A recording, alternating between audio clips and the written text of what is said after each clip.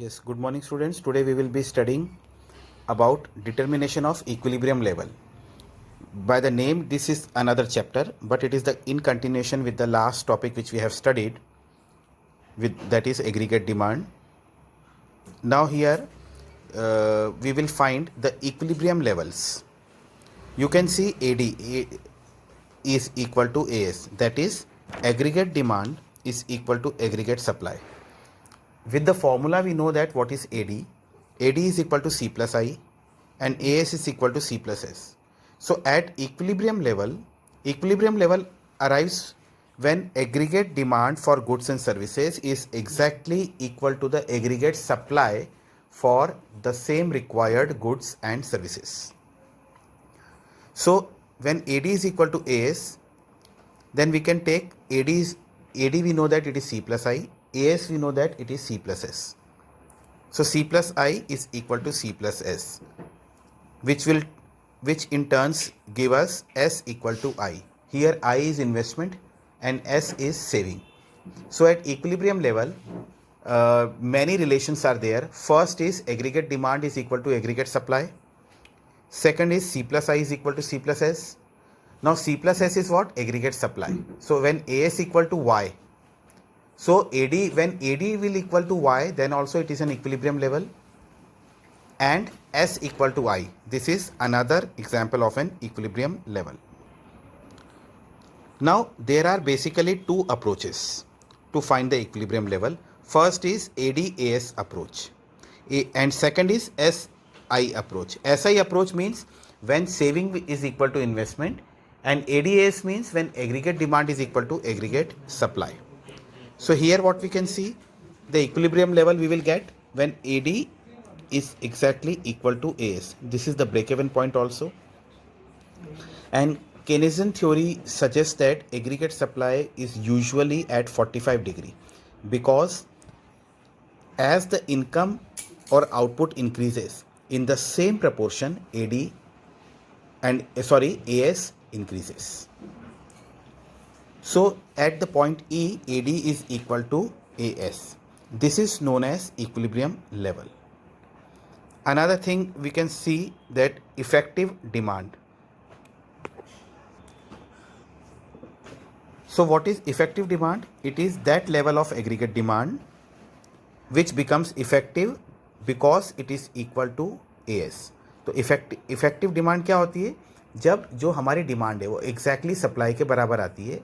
That is actually the demand which is aroused, aggregate demand which is aroused at with aggregate supply. Now what will happen when AD is more than AS? Let us see. You can see when AD is more than AS. So above curve also you can see when AD is more than AS, then it is known as dissaving, where we cannot save. Understood?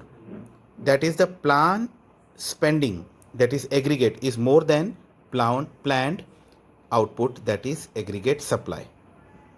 Okay, it means C plus I or AD curve. AD curve lies above the 45 degree. You can see that OM point, OME, that is that region which is above the 45 degree. And when AD is less than AS, that is the point you can see above the break even. Break even point is E. उसके ऊपर अगर आप देखेंगे तो वहाँ पर AS is more than AD, or we can say AD is less than AS. यहाँ पर अगर हम चेक करें तो we will find that income level is increasing continuously. Now we will see the equilibrium level with SI approach. Earlier we have seen AD-AS approach. Now we will see saving investment approach. So according to this approach, the equilibrium level of income is calculated at the level where planned saving is equal to planned investment. You can see this graph. The above graph is AD-AS. As compared to that, you can see down here autonomous investment, you know that it is the parallel line to x-axis. So that is drawn as I, and since saving can be negative, so it starts from below O, that is the point on OY dash.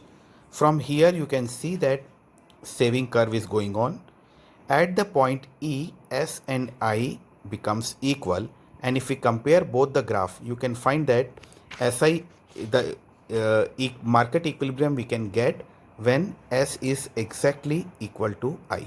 So this is the second approach for finding equilibrium level. Now we can study 3 levels. First is full employment level. अब हम graph से ही देख लेंगे. Full employment level ई पर है, under employment level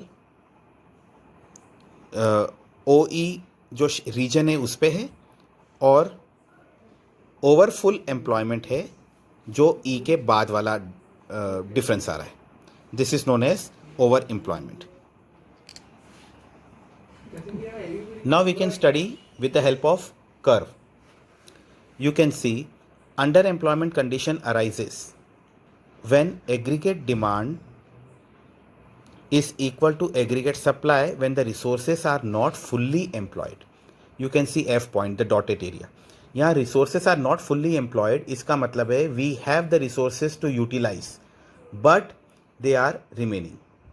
So that is the graph for underemployment equilibrium.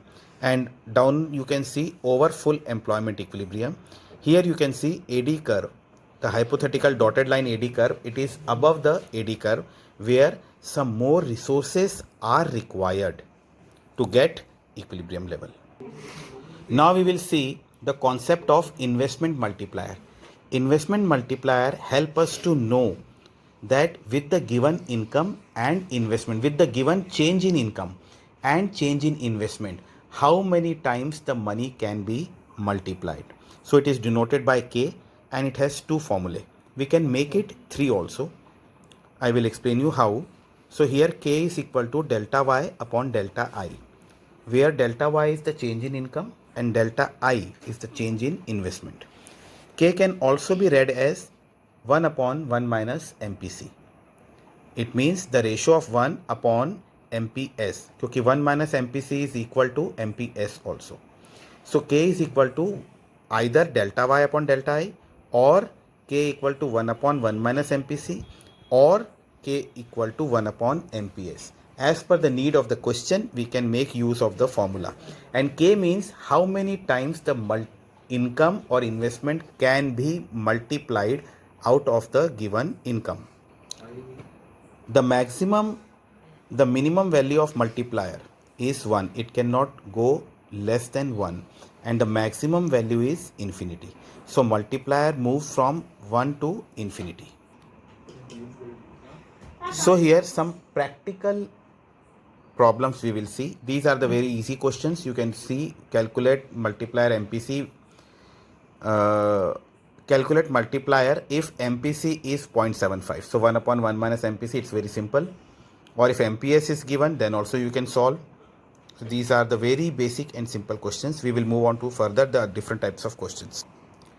So see to this question. In an economy, 60% of increased income is spent on consumption.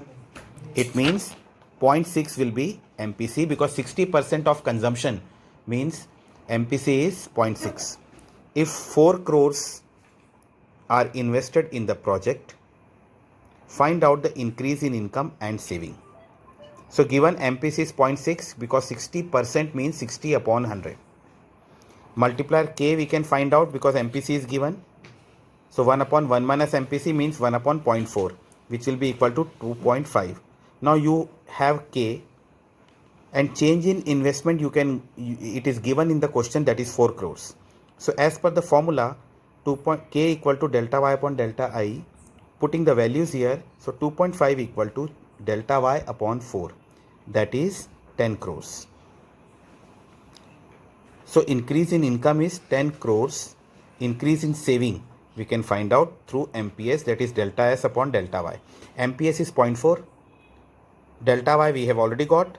So like this question can be solved.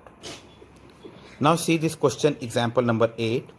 In an economy, the equilibrium level of income is 12,000. It is given equilibrium level. So we can make use of the relation of equilibrium. The ratio of marginal propensity to consume, that is MPC, and MPS is 3:1. It means if we write MPC upon MPS, we can write 3 upon 1.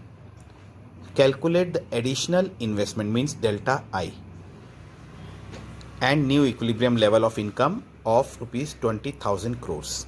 So you can see here MPC is 3/4 and MPS is 1/4 because the relationship is 3:1.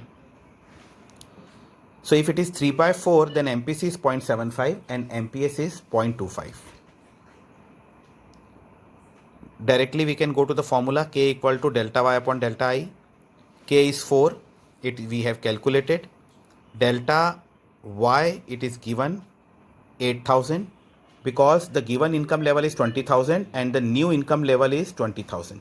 So delta Y is 8,000 upon delta I. So you can get delta I is 2,000 crores. So likewise, we are supposed to do the questions. Please try some more questions. If you find any problem in any question, kindly let me know and go through the numericals thoroughly. Thank you.